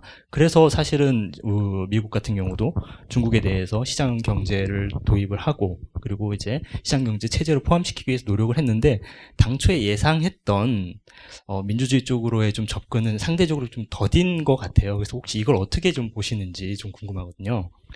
결국에 이제 우리가 역사를 봐도 그렇고, 결국에 뭐가 중요하냐면, 정치 지도자의 생각이 굉장히 중요한 것 같아요. 결국 중국이 발전하게 시장경제 체제를 도입하게 된 것도, 등소평이라는 분이 그런 마인드를 갖고 그걸 도입을 했잖아요. 그러니까 이게 온 거예요. 그런데 지금 와서 계속 중국 지도자들이 그런 마인드를 갖고 더 제도를 자꾸 개선하고 발전시키려고 하면 중국도 계속 발전하고 민주주의도 내가 볼 때는 발전했을 것 같은데 거기서 머문다는 거죠. 그렇기 때문에 한 가지 우리가 시장 경제에서 아까도 제가 자유를 얘기를 했는데 그래서 시장과 정부의 관계에 대해서 많이 오해를 하는 경우가 굉장히 많아요. 근데 시장 경제를 오해를 하는 경우가 뭐냐면 자유방임이라고 자꾸 생각하는 경우가 굉장히 많습니다. 그러나 그렇지는 않습니다. 자유방임이라는 건. 시장경제가 발전하기 위해서는 정부 역할이라는 게 굉장히 중요해요.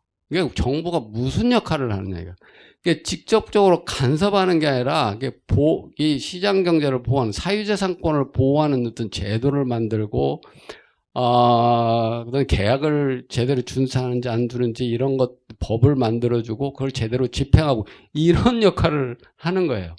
이제 그런 역할이 아니라 다른 걸 하니까 이제 문제가 되는 건데 이제 그걸 자꾸 오해를 하는 경우가 굉장히 많습니다. 그래서 이 정부 지도자, 국가 지도자가 그런 생각을 갖고 있느냐 아니냐 이게 굉장히 중요한 것 같아요. 그래서 아까도 고대 도시국가에서도 그런 케이스가 있지만 그런 정치 지도자가 그런 생각을 상업에 대한 이해를 갖고 있고 그러면 그 나라가 번영을 하게 되는 거거든요. 중세도 마찬가지였고 근대도 마찬가지였고 지금 현대도 마찬가지입니다. 우리는 아까도 제가 끝에 가서 말씀드린 우리나라 역사도 봐도 그렇잖아요. 우리나라가 자본주의 시장 경제가 도입한 건 제가 볼 때는 이건 기적이라고 봐요. 저는 항상 기적이라고 보는데 왜 그러냐면 이승만 대통령이라는 분이 계셨기 때문에 우리가 자본주의 시장 경제를 도입했다고 봐요. 왜냐하면 그 당시에 그분은 미국에 가서 공부를 하고 그 시스템을 알기 때문에 이게 얼마만큼 중요하다는 걸 안 거예요. 그 당시에 우리나라 정치 지도자들 중에서 그런 생각을 갖고 있는 사람들이 거의 없었습니다. 그래서 이승만 대통령이라는 분이 그런 생각을 가지고 있었기 때문에 이 사유재산권을 확립해야 되겠다, 사기업 체제를 갖춰야 되겠다, 이런 제도를 만들었기 때문에 이게 가능한 겁니다. 왜냐하면 그때 그 여론조사를 보더라도 거의 70, 80%가 사회주의, 공산주의가 좋다고 했었단 말이죠. 근데 시장경제, 자본주의 좋아하는 것은 10%가 15%밖에 안 돼요. 근데 그런 데다가 이 자본주의 시장경제 체제를 심었다? 이건 거의 기적입니다. 그것은 이승만 대통령 공이에요. 그건 우리가 인정을 해야 됩니다. 근데 그걸 부정을 하면은 이게 얘기가 안 돼요. 그래서 저는 제일 중요한 게 그거라고 생각이 돼요. 예.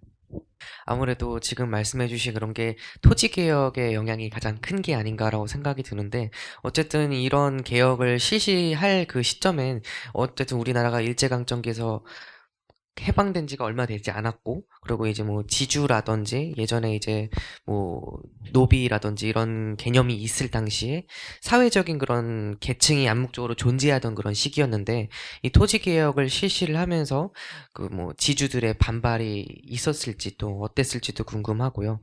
이제 사유재산권이라는 게 확립되는 과정에서 또 이제 뭐 반발이 있었는지 이런 것도 좀 궁금합니다. 근데 한 가지 다행인 것이 우리는 이제 이 유상몰수, 유상분배였어요.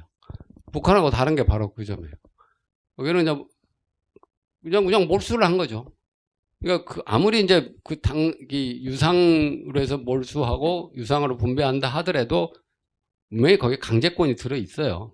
근데 그것 때문에 이제 당연히 반발을 하죠. 근데 그것을 어쨌든 그런 부분은 이제 정치적으로 넘어가는 부분입니다. 그래서 결국 정치력을 잘 발휘를 해서 그런 시스템을 만들었다는 거. 그 다음에 왜냐하면 그 전까지만 해도 토지를 갖고 있는 사람과 농지를 갖고 있지 않은 사람, 소위 말해 소장농하고 지주들 간에 보이지 않는 물론 우리가 법적으로는 그런 신분사회가 아니었지만 그런 게 있었단 말이죠. 그런데 그걸 없애서 완전히 어떻게 보면 우리 이승만 대통령이 우리 사회를 그냥 평평하게 만들었다고 보면 돼요. 그 농지개혁 하면서. 그게 굉장히 저는 중요했다고 생각이 듭니다. 예. 예를 들어 중국과 뭐 미국의 무역 분쟁도 있고 러시아와 우크라이나의 전쟁도 있고 여기에 대해서 각국의 자원 외교, 자원 외교를 중심으로 하는 자국 중심주의가 이제 확산되고 있어서 이제 새로운 방식의 어떤 자유무역이 앞으로 확산되기 좀 어려운 게 아니냐, 이런 비판도, 이런 우려도 좀 제기되고 있는데, 이런 분위기가 굉장히 좀 지속될 거라고 보는 관점도 있거든요. 교수님은 이런 상황이 혹시 얼마나 지속될 거라고 좀 보시는지, 그리고 결국은 자유무역으로 다시 회귀할 거라고 보시는지 약간 궁금합니다. 걱정은 돼요. 왜냐하면 마치 지금 그 중상주의 시대하고, 그리고 아까 뭐 제국주의에 대해 조금 말씀을 드렸는데 그때로 자꾸 돌아가는 그런 느낌을 많이 받아요. 그런데 결국에 저는 자유무역 시대로 다시 돌아갈 거라고는 봐요. 근데 그게 어느 정도 시간이 걸릴지는 뭐 제가 신이 아닌 이상 뭐라고 얘기는 할 수 없고, 왜냐하면 이게 전쟁을 한다든가 그런 식으로 가게 되면 결국 국민들이 불편하거든요. 생활이 불편해지고 어려움을 많이 겪고, 그러면 결국에 나중에는 그런 자유무역 시스템으로 가야만 결국 우리 인류 역사를 보더라도 생활 수준이 나아지고 국민 생활 형편이 나아지는 거겠죠. 국가가 보강해주고. 그래서 결국에는 그게 가지 않을까. 그래서 결국 제가 볼 때는 지금 우크라이나 전쟁 이것이 끝나면 다시 또 그런 분위기로 돌아가지 않을까. 나는 좀 그런 생각을 해요. 그래서 좀 희망적으로는 봅니다. 근데 결국 아까도 제가 말씀드렸지만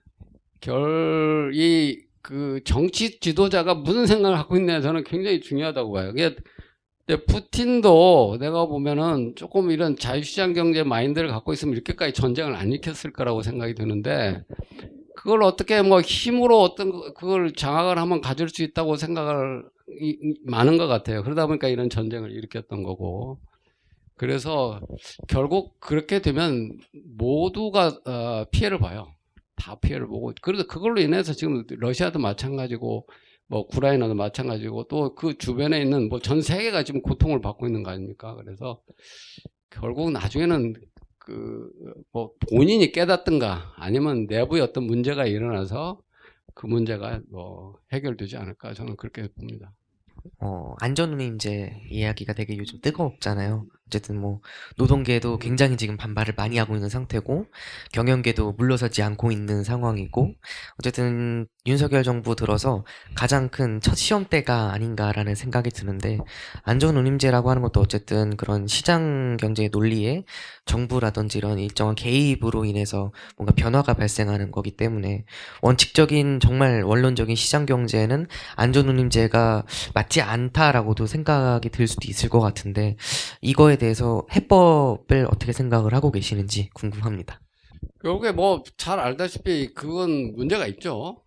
문제가 있는데 이 문제를 제가 볼 때는 잘 해결했어야 된다고 생각을 해요. 근데 지금 이게 그렇지 않은데 이제 문제가 있는데 결국 요 문제는 영국도 그랬고 과거에 미국도 똑같은 문제를 겪었어요. 근데 이것이 결국에 이것도 결국 제가 볼 때는 이제 정치 쪽에서 풀어야 될 문제예요. 그 당시에 레이건 대통령 역시 마찬가지로 당시에 이제 그 가장 레이건 대통령이 그 봉착했던 문제가 그 관제사들 공항에 이제 관제사들의 그 파업하는 한 건데 그걸 끝까지 밀어붙여서 그 문제를 해결을 했잖아요. 그런데 제가 볼 때는 그렇게 하는 데에서 여러 가지 그 전략이 있었던 것 같아요. 그래서 이번에 그런 문제를 윤석열 정부가 하는데 아무런 전략 없이 그냥 가지 않았나. 그래서 결국에 뭐 전략이 없으니까 결국 뒤로 물러설 수밖에 없었고. 그 다음에 또 한 가지는 그 대처 수상 케이스인데 그때 이제 석탄 노조하고 했을 때 그것도 끝까지 벗을 수 있었던 것이 전략이 있었다는 거죠. 뭐 준비를 하고 있었던 거죠. 근데 지금 윤석열 정부는 그런 뭐 들었지 뭐 한 달도 안 됐는데 뭐 그거 준비할 시간도 없었을 거고 그러다 보니까 결국에 이제 물러나게 됐는데 제가 볼 때는 그런 식으로 해서 지금 우리 사회에서 지금 가장 경직적인 것이 지금 이쪽 노동 부분 아닙니까? 요것을 빨리 유연하게 만들어줘야 돼요. 근데 결국에 그걸 만들어주는 것은 정치가 해야 될 일입니다. 근데 그러려면 지금 우리 정부에서 그런 거에 대한 어떤 그 계획, 전략 이런 걸 잘 짜야 된다고 생각이 돼요. 그 시장 경제의 역사를 쭉 이렇게 보다 보면 어떤 사유재산제도 확립과 같은 제도 이런 것과 더불어서 유능한 인재라고 해야 될까요? 뭐 로마의 시민법이라는 것이 그렇고 이제 포르투갈이나 네덜란드가 또 발전할 수 있었던 이유 중에 하나도 또 사실은 유능하고 능력 있는 여러 사람들이 그 지역으로 이주하면서 그게 좀 확산됐던 그런 부분도 있다고 생각을 하는데 그런 면에서 앞으로 우리나라도 뭐 저출산 문제가 꼭 아니더라도 이런 이민 문제에 대해서 좀 더 관심을 가져야 되는 건 아닌가 그런 생각도 들거든요. 그렇죠. 결국 그렇게 돼서 이민 문제라든가 이런 건 그 사회가 얼마만큼 유연하고 자유스러운가에 따라서는 달라진다고 생각이 돼요. 그래서 결국 유능한 사람들이 많이 들어오지 않습니까? 그러니까 물론 뭐 들어오면서 뭐 이상한 사람도 들어올 수도 있어요. 그건 어느 사회나 다 있는 일인데. 그런데 결국 제가 특히 또 그 문제에 대해서 신경을 많이 써야 되는 이유가 지금 우리가 인구가 자꾸 감소하고 있지 않습니까? 그래서 이 문제는 상당히 심각한 거예요, 사실은. 그래서 그런 측면에서 봤을 때 우리가 그 이민을 받아들이는 요것도 좀 전향적으로 좀 생각을 해서 정말 우리 사회에 기여할 수 있는 인재들이 많이 우리 사회에 들어올 수 있도록 이런 분위기를 만들어주는 게 저는 좋다고 생각을 합니다. 미국 경제가 굉장히 위기다라고 하는 뉴스 기사, 신문 기사들도 있는데 이게 경제 위기라고 하는 게 뭐 대공황도 있었고 스태그플레이션도 있었고 이러한 사례들 속에서 앞으로 우리가 이제 이런 위기를 타개해 나갈 만한 해법을 모색을 한다면 이런 사례를 조금 참고해서 연구를 해봤으면 좋겠다. 혹은 이런 게 도움이 될 것 같다 하는 그런 게 있을까 궁금합니다. 1970년대 스태그플레이션하고 거의 유사해요. 거의 똑같습니다. 그렇다고 한다면 우리가 그 레이건 행정부가 결국에 들어서면서 1970년대 스태그플레이션 문제를 해결했거든요. 거기에 해법이 있다고 생각이 돼요. 왜 똑같다고 생각을 하냐면 그 1960년대 말부터 미국이 돈을 엄청 풀었습니다. 그게 왜 그러냐면 베트남 전쟁이 있었죠. 그리고 여러 가지 뭐 복지 프로그램 이런 걸로 해서 정부 지출을 늘리고 또 경기 회복한다고 해서 돈 엄청나게 풀었어요. 그러다 보니까 달러 가치가 떨어졌거든요. 그러니까 달러 가치가 떨어지니까 다른 나라에서도 결국 자기 그 통화 가치 방어하기 위해서 돈 푸는 거예요. 그러니까 전 세계로 돈이 다 풀린 거예요. 그러니까 그때 뭐 유가도 오르고 막 다 올라가기 시작합니다. 그때 뭐가 있냐면 오펙에서 그 감산 조치를 하니까 완전히 뛰어버리는 거죠. 이게 지금 똑같아요. 우리가 2008년 글로벌 금융위기 때 세계 각국이 경기 부양한다고 돈 막 풀었습니다. 그러다 팬데믹 났죠. 돈 더 풀었어요. 그러다 우크라이나 사태 팍 터지잖아요. 그냥 팍 뛰는 거예요. 그래서 결국에 이것은 돈이 많이 풀려서 문제예요. 그래서 그 문제를 그 레이건 행정부가 들어서면서 어떻게 해결을 했느냐면 결국 금리 올렸습니다. 그때 폴 보커가 페드 의장이었는데 어느 정도까지 금리 올렸냐? 20%까지 올렸어요. 엄청나게 올린 겁니다. 물론 금리 올리면 고통스럽죠. 거기서부터 오는 파장이 엄청나게 크죠. 그럼에도 불구하고 고집스럽게 올리니까 물가 잡았어요. 그러면 나머지 금은 어떻게 하느냐?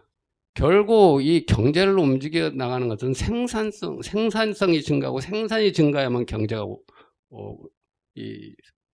성장하게끔 되어 있습니다. 그래서 그 문제를 어떻게 풀었느냐? 결국 규제 완화 감세로 풀었어요.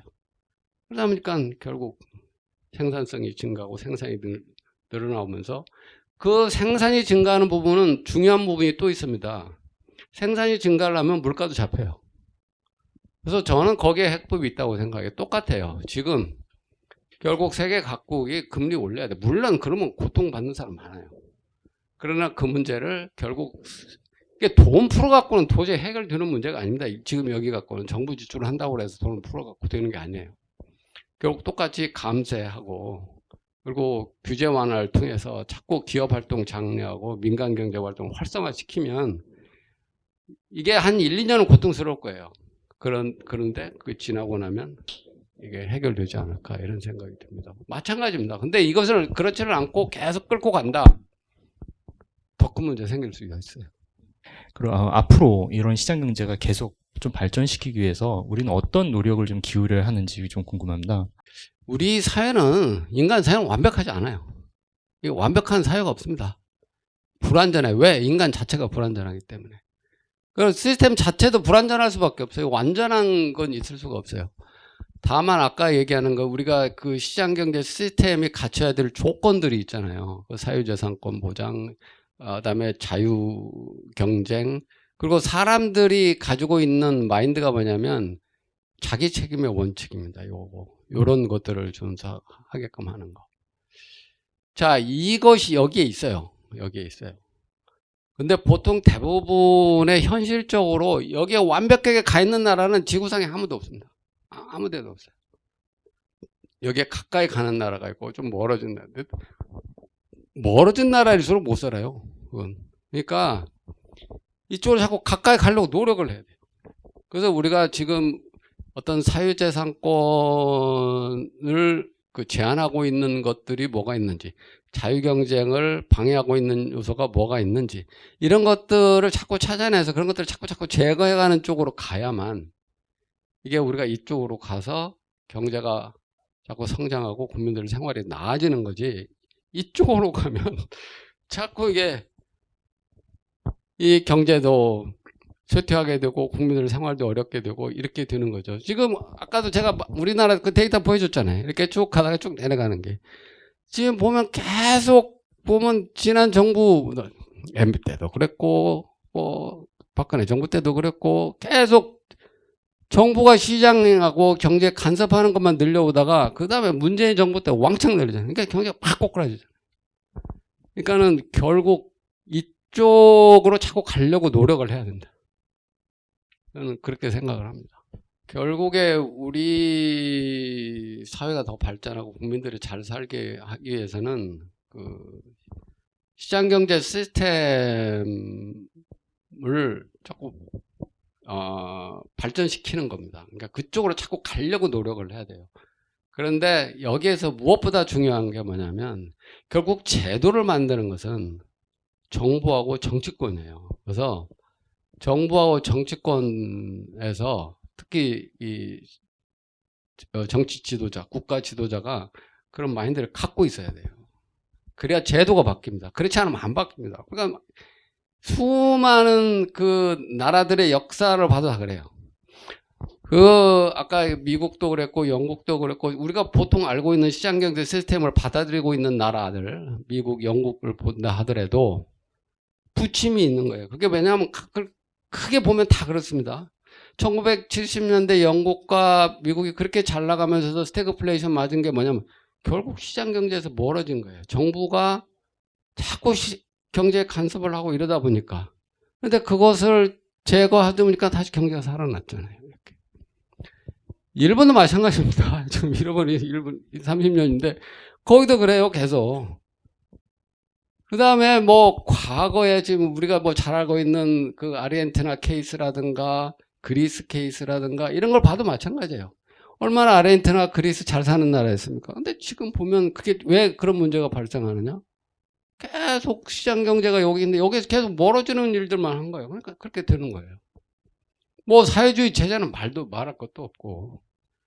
그래서 그런 것을 분명하게 좀 알고 국가를 어떻게 이끌어나가겠다 이런 생각을 가져야만 이런 문제가 해결된다. 그리고 우리 대한민국이 더 발전하고 뭐 책에도 얘기했지만 이게 지금 우리가 지금 현재 선진국에 들어섰습니다. 그 데이터상으로 보면. 근데 여기서 까딱 잘못하면 떨어져요. 그건 수많은 나라가 그렇게 돼 있어요. 근데 그게 어떻게 되나 결국 이 시장경제 시스템으로 자꾸 가려고 노력을 해야만 진짜 대한민국이 본격적인 선진국이 된다. 저는 이렇게 말씀드리고 싶습니다.